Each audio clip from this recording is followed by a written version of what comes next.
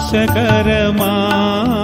കുഴിയിൽ നിന്നും കുഴഞ്ഞ ചേറ്റിൽ നിന്നും കരകയറ്റി ക്രിസ്തു എന്ന പാറമേൽ നിർത്തിയതോ ദൈവകൃപയാൽ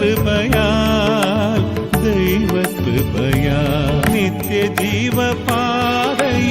ഉറപ്പിച്ചതോ ദൈവകൃപയാൽ